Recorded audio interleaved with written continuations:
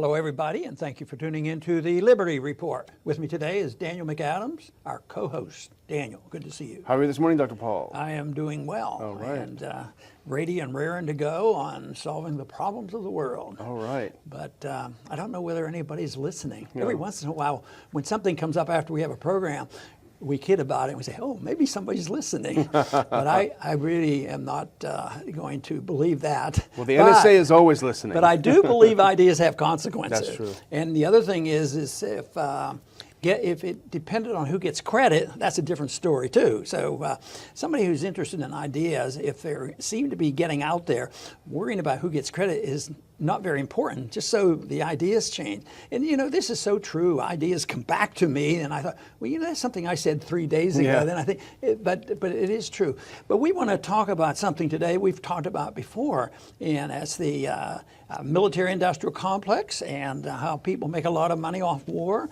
the war profiteers selling weapons. And most of the time, people don't want to say that's a policy. You know, it's just inevitable. We're good at building weapons, and they need to make a living too. And it's one of those things that we have lived with. And but right now, Trump is going to change policies. In February, he's going to change policy where it won't be so subtle. It'll be out in the open. I guess he gets a point for being more in the open, but it's a blatant support for the weapons industry to sell more weapons.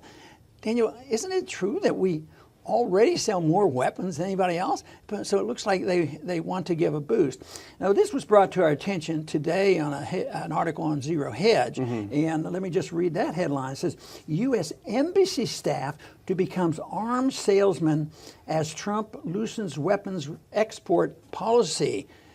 That sounds like corporatism. That sounds like crony capitalism. Couldn't be. Must be something else. What am I missing here?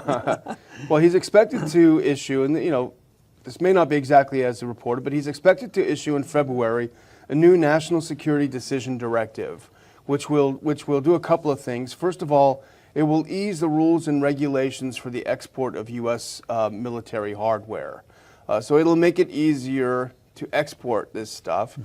But it also will engage the U.S. Embassy personnel and direct them to more specifically become more active in selling U.S. weapons, selling what supposedly are private companies' products to foreign governments overseas. Well, it seems to me like there are better things to be concerned about other than building the profits of the arms manufacturer. It's not like there's a world war going on. There's a world effort going on to control the world, but it's not quite like World War II, where we have to distribute weapons, or we ended up doing it. But right now, I think it's strictly a money thing. You know, it seems like we have enough weapons. People say, well, even Trump's position has been we had to rebuild and redo and improve our nuclear arsenal. You know, how many do we need? You know, this sort of thing. So these sales are going to be turned over to people to promote in the embassies. And they are there. You know, I told you a story once about a distant relative worked in the State Department. He was working in an embassy, and he told me, sort of on the QT, he said, you know, there's CIA agents all over the place. I said, what are they doing, you know, spying on the enemy? He says, well, they do that, but what they do is really work for corporations. And this is 25 years ago. So it's been going on for a long time. There's nothing new about it. So war profiteering is a big deal. And I think our companies are making a lot of money. There's some people who write newsletters just to say, buy these stocks. And if you had been doing this, even under Obama, you know, this is just not a Trump position. He's sort of, you know, putting it out in the open. But arms sales went up under Obama. He was sort of in bed with the arms manufacturers too. Yeah, and the top 5 defense contractors have seen their stock at record levels now, probably partially, at least, on the announcement that they're going to gain a huge sales force. You know, all the embassy personnel overseas are going to act as their salespeople, paid by us, of course, so they get to privatize the profits while socializing the costs. But in fiscal 2017, U.S. arms sales overseas was $42 billion. That's a pretty big industry. That was up from 2016 at $31 billion. So clearly it is increasing. We sell more weapons than any of the rest of the world. And these loosening of rules and encouraging embassy personnel to help sell U.S. weapons really is, as you say, a form of corporatism.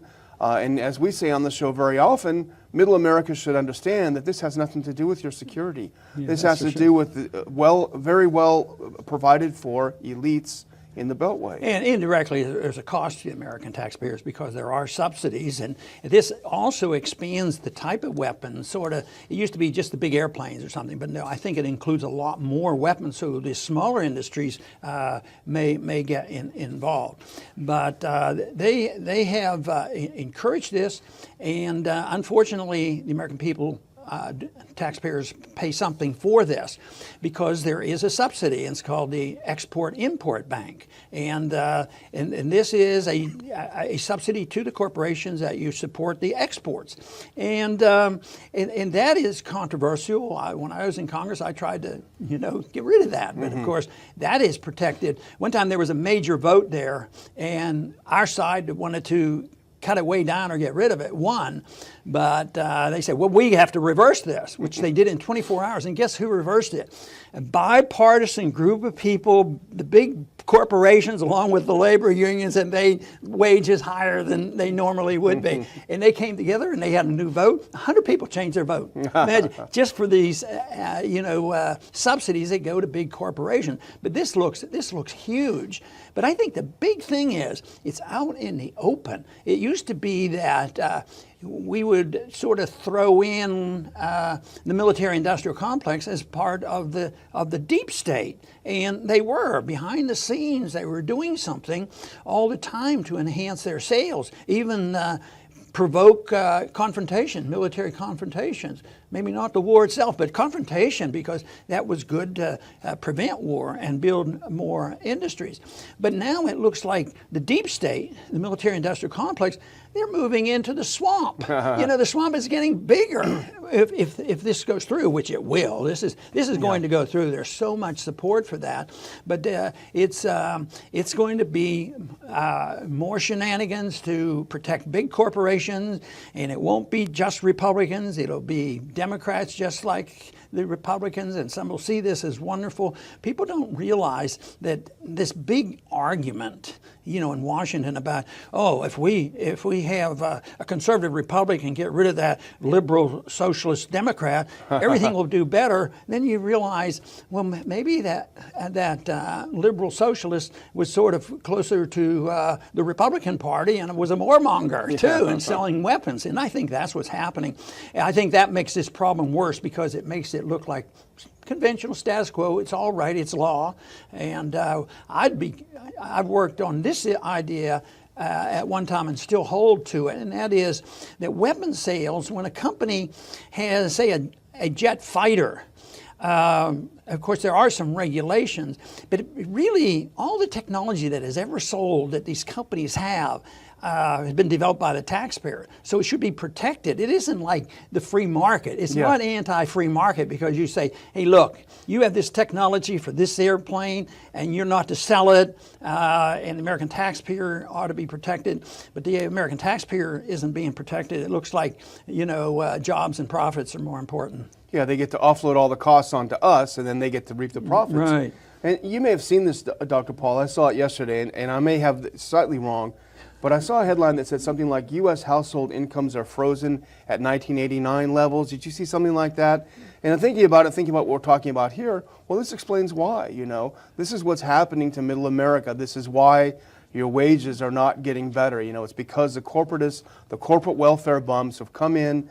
They've sold this phony idea that the world is ready to attack us. We've got to sell arms. We've got to, buy more arms. And it's a complete scam, and it's destroying the country. Yeah, and that is true. It got worse after '89, but it actually started down where real wages quit going up in 1971 because they were able to inflate the currency, and it would go into an arms industry and fighting wars and all these kind of things, and they were able to transfer the wealth, and that's why there's a disconnect today with the stock market being high and all the statistics wonderful. Well, why isn't there a euphoria area in the country today with concern for the lower half. The lower half, most of the time, they're not even counted anymore. You know, if you're in the labor participation rate is still very high, so they don't count people like that. So it's a gimmick they have, and I think the point that this whole process contributes to this distortion in real wages. So we've looked at the economic aspect of corporatism. We've looked a little bit at the moral component of robbing middle America to pay for the corporate elites. But I think there's another aspect to this loosening of arms sales and encouraging embassy to sell, and that's the issue of U.S. national security. When we talk about national security, we should talk about it. Remember, there was we did a show on this a few months ago, or a couple months ago. There was a report from the Conflict Armament Research Organization. They had people on the ground in the Middle East, and they were just simply tracing where the weapons that were in ISIS hands, in Al-Qaeda's hands, where did these come from? They traced them back very meticulously. They found that even as early as 2013 and 2014, much of ISIS's advanced weapons and small arms were sourced from the U.S.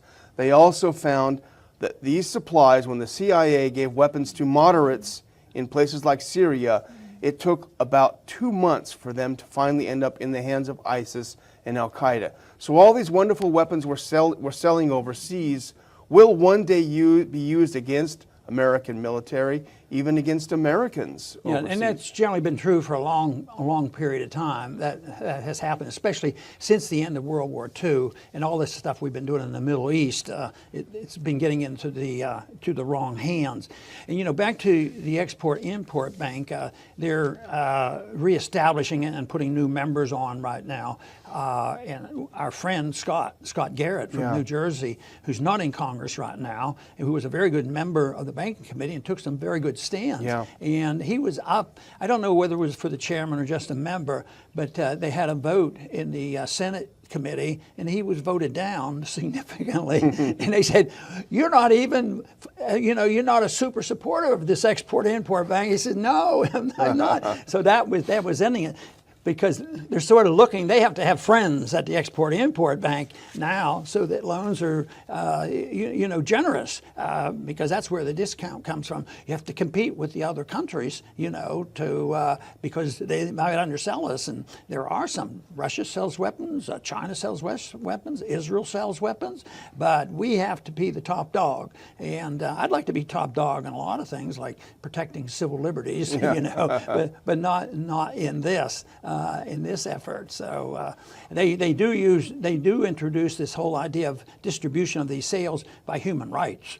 Okay, as long as you don't violate anybody's human rights and they all have a fair shake in the courts, then we'll sell you weapons. But the human rights of selling weapons to people who kill each other, like in Saudi Arabia and Yemen, that's not a human right. That has nothing to do with it. And then I say, why don't they be concerned about the taxpayers and the civil liberties of everybody in this country? Then they might have something to say, even though they shouldn't interfere. Our human rights.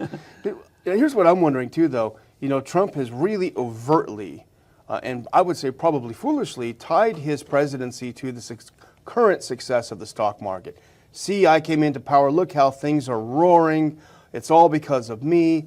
That seems like a dangerous thing. But I wonder, since one of the only things that we seem to manufacture and export anymore are military weapons, I wonder how this might be tied to this precarious position that he's put himself in. They have a secret, and they've already used it. Other countries have been using it, and that is the central bank buys up stocks. If there is a crash, they're going to buy them. They're very much involved in it. They've been involved with gold markets and all these things. This is my belief. And right now, the Swiss National Bank, he has a huge investment in our stock market. Well, where did they get the money? Our Federal Reserve probably made sure they had the credit. So there will be the attempt. I think your concerns are justified, and there's a limit, because if they overdo it, then it just crashes the system and it will crash the dollar. But there will be a change in the stock market, and they won't be able to hold it together by just the creation of new money. They did get away with it with QEs. They really pumped into the trillions of dollars. but ultimately confidence will be lost, and I keep seeing, cracks in the seams of this confidence level, and one of these days, even the military stocks will probably go down, and it won't be good news for Trump. Exactly, and I would just close by saying, as I write a weekly letter to our subscribers, and I would encourage anyone to subscribe.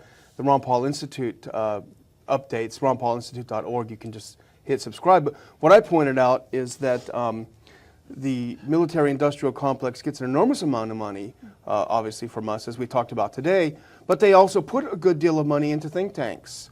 And that's very important because think tanks churn out expert papers telling us about threats, telling us about where we need to export our weapons, where we need to export our military. And so there's this kind of unholy alliance that perpetuates our perpetual war footing. And they're a key component in this, the think tanks, the military-industrial complex, the congressional complex. And all of these are tied together. So we have to expose it and try to break the chain. Wonderful. And we must think once again about what our goals should be. And our president talks a lot about making America great again. I don't know and why that's been popular. Who wants to make America ungreat? But you have to define greatness, and I have a different definition. And it looks like right now, what's going on now is keeping America the greatest arms merchant in the world forever. And there'll be limits to it. And of course, we are the biggest arms merchant, and there's a lot of profits made, and there's a lot of justification. Always national security, increase the expenditures, build more nuclear weapons, more controls, and that is, to me, not Americans' greatness. If we were truly a great nation, what we would be doing is exporting ideas, the ideas of liberty, to show that people who understand what liberty is all about and understanding how we should trade and work with people, how that is the road to peace and prosperity, not enhancing and subsidizing the arms merchants. That is not the way to go. I want to thank everybody for tuning in today to the Liberty Report. Please come back soon.